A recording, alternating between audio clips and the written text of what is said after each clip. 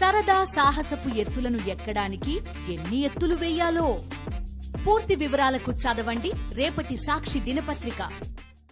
బడుగు బలహీన వర్గాల ఆశాజ్యోతి, పేదల పెన్నిధి, సంక్షేమ సాధనగా ఉమ్మడి ఆంధ్రప్రదేశ్ రాష్ట్రంలో పేదవాడి విద్య కోసం, పేదవాడి ఉపాధి కోసం, పేదవాడి ఆరోగ్య భద్రత కోసం ఆహర్నిశలో కూడా పాటుపడి రాజకీయాల్లో హోందాతనానికి బ్రాండ్ అంబాసిడర్గా ఉన్న స్వర్గీయ దివంగత ముఖ్యమంత్రి వర్యులు డాక్టర్ వైఎస్ రాజశేఖర రెడ్డి గారి వర్ధంతి సందర్భంగా ఈరోజు ఇక్కడ ఘనమైన నివాళులు అర్పించడం జరిగింది.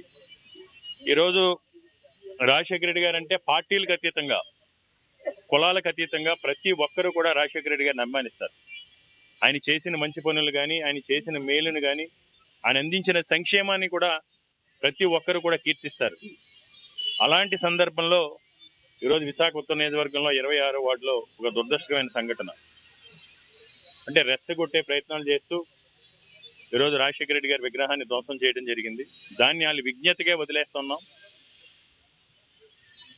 అంటే విగ్రహాల ధ్వంసం వల్ల వాళ్ళ అసమర్థతను తెలియజేస్తుంది, అవివేకాన్ని తెలియజేస్తుంది, అభద్రతా భావాన్ని తెలియజేస్తుంది.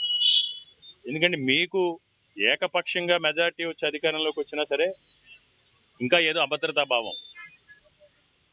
ఇలాంటి పనులు, విధ్వంసాలు ఇలాంటి ఎప్పుడు చేస్తారంటే ఎవరైనా సరే తప్పుడు ఆరోపణలు కానీ, తప్పకల్పాలు కానీ, అధికారంతో దాడి చేయడం కానీ ఎప్పుడు చేస్తారంటే అభద్రతా భావం ఉన్నప్పుడు మాత్రం ఇలాంటివి చేస్తూ ఉంటారు.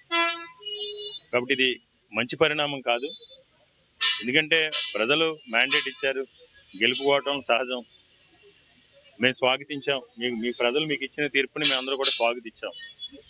అలాంటి సమయంలో 4 సంవత్సరాల క్రితం ఏర్పాటు చేసిన విగ్రహాన్ని ఈరోజు ఆయన వర్ధంతి సందర్భంగా ఇంటెన్షనల్గా ఏదో అలజడి సృష్టించాలి.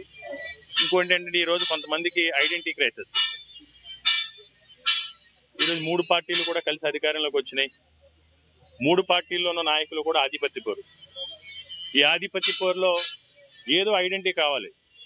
కొంతమంది ఈ ఐడెంటిటీ కోసం కూడా ఇలాంటి దుశ్చర్యలకి, తప్పుడు చర్యలకి పాల్పడుతూ ఉన్నారు. అది మంచి పరిణామం కాదు. తప్పకుండా మళ్ళీ ఆ స్థానంలో రాజశేఖర రెడ్డి గారిని విగ్రహాన్ని ఏర్పాటు చేస్తాం.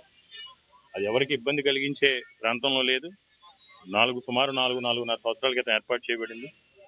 ఏదేమైనా దివంగత ముఖ్యమంత్రి వర్యులు రాజశేఖర రెడ్డి గారి ఘనమైన నివాళులు అర్పిస్తూ తప్పకుండా ఆయన ఆశయ సాధనలో, ఆయన ఆలోచనల్ని అమలు విషయంలో మేము ముందుకు సాగుతామని తెలియజేస్తాం.